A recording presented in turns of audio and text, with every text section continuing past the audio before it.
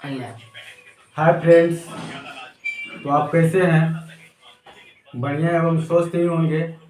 तो आज का टॉपिक है अक्षांश रेखा और देशांतर रेखा। तो अक्षांश रेखा और देशांतर रेखाओं के बारे में हम जानकारी प्राप्त करते हैं। तो अक्षांश रेखा और देशांतर रेखाओं से पहले हम जानते हैं ग्लोब के बारे में। ग्लोब क्या होता है? तो ग्लोब एक पृथ्वी का एक छोटा सा रूप होता है। ग्लोब एक पृथ्वी का छोटा सा रूप होता है। चलो, तो ग्लोब, ये आपका ग्लोब है। ग्लोब के बीचों बीच काटने वाली या दो भागों में विभाजित करने वाली काल्पनिक रेखा को 0 डिग्री अक्षांश या विषुवत रेखा या भूमध्य रेखा कहा जाता है।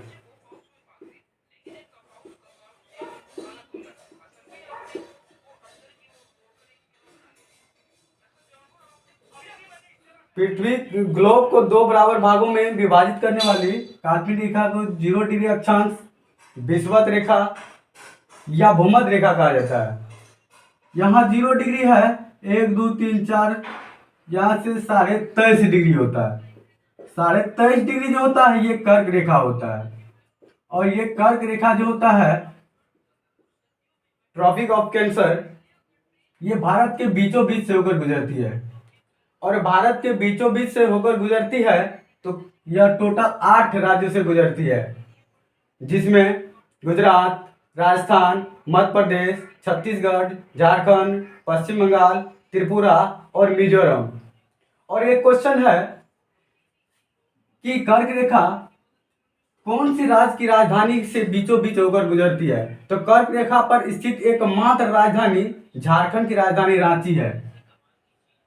फिर नीचे हम दक्षिणी अक्षांश में आएंगे तो ये है 23.5 डिग्री।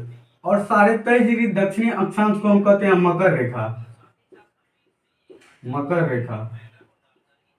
तो कर्क रेखा किसको कहते हैं? तो 23.5 डिग्री उत्तरी अक्षांश को हम कर्क रेखा कहते हैं, 23.5 डिग्री दक्षिणी अक्षांश को हम मकर रेखा कहते हैं। अब जानते हैं अक्षांश रेखा और देशांतर रेखाओं के बारे में। ग्लोब पर पूरब से पश्चिम की ओर मिलाने वाली काल्पनिक रेखा को, ग्लोब पर पूरब से पश्चिम की ओर मिलाने वाली काल्पनिक रेखा को हम अक्षांश रेखा कहते हैं। अक्षांश रेखा कहते हैं। अक्षांश रेखा 0 से स्टार्ट होगा और यहां से ये तुम्हारा ध्रुव हुआ, ये ध्रुव हुआ यहाँ 90 डिग्री। और दो अक्षांश रेखाओं के बीच की जो दूरी होता है वह प्रत्येक का समान होता है। और दो अक्षांश के बीच की दूरी जो होता है वो होता है 111 किलोमीटर। 111 किलोमीटर होता है। और दो अक्षांशों के बीच की दूरी को जो हम कहते हैं उसे कटिबंध कहते हैं, जोन कहते हैं। कटिबंध कहते हैं, जोन कहते हैं।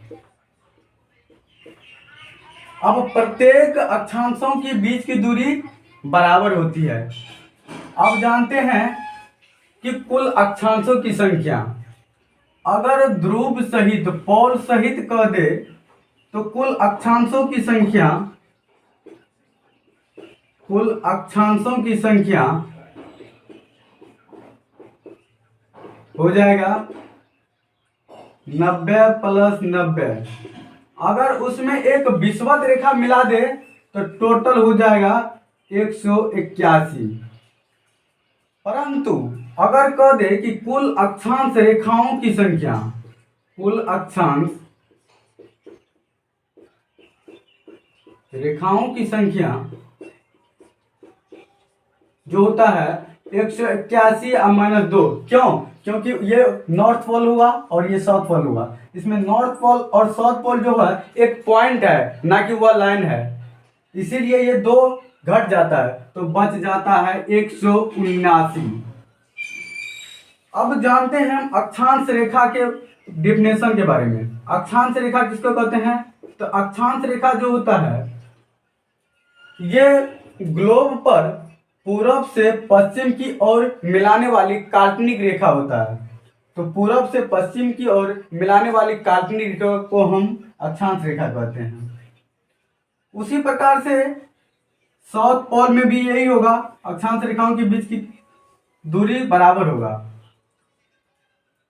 अब जानते हैं देशांतर रेखाओं के बारे में। तो देशांतर रेखा क्या होता है? ये होता है नॉर्थ, ये होता है ईस्ट, ये होता है वेस्ट और ये होता है साउथ। तो उत्तर से दक्षिण की ओर मिलाने वाली काल्पनिक रेखा को हम कहते हैं देशांतर रेखा। देशांतर रेखा। और प्रत्येक देशांतरों के बीच की दूरी जो होता है बराबर होती है। और कितना होती है? दो अक्षांश के बीच की दूरी, दो देशांतरों के बीच की दूरी जो होता है 111.3 किलोमीटर होता है। और दो देशांतरों के बीच की दूरी को हम गोरे कहते हैं। इस साइड भी देशांतरों के बीच की दूरी समान होगा। और देशांतर, कुल देशांतरों की संख्या जो होता है, कुल देशांतर रेखाओं की संख्या,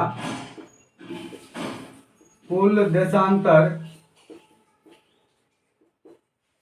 रेखाओं की संख्या जो होता है वो होता है 180 प्लस 180 बराबर 360।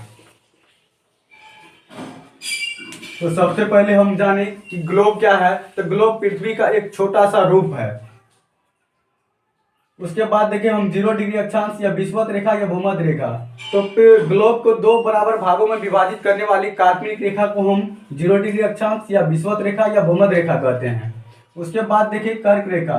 तो 23.5 डिग्री उत्तरी अक्षांश को हम कर्क रेखा कहते हैं। कर्क रेखा भारत के बीचों बीच से होकर गुजरती है, जिसमें 8 राज्यों से होकर गुजरती है। 8 राज्यों का नाम निम्न प्रकार है: गुजरात, राजस्थान, मध्य प्रदेश, छत्तीसगढ़, झारखंड, पश्चिम बंगाल, त्रिपुरा और मिजोरम।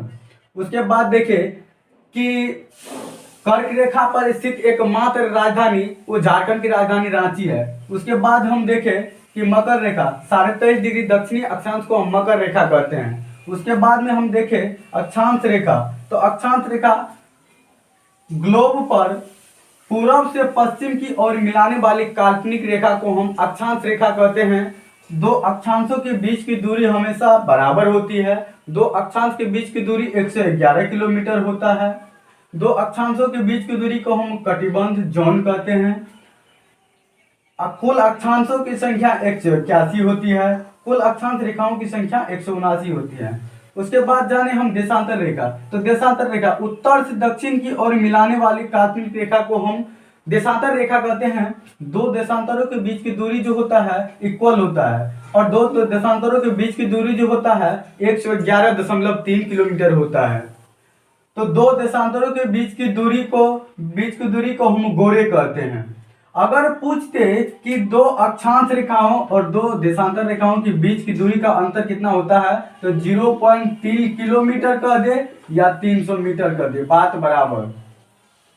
और कुल देशांतरों की संख्या जो होता है 360 होती है। तो जय हिंद दोस्तों। तो आप लोगों को कैसा लगा जरूर कमेंट कीजिएगा, सब्सक्राइब कीजिएगा।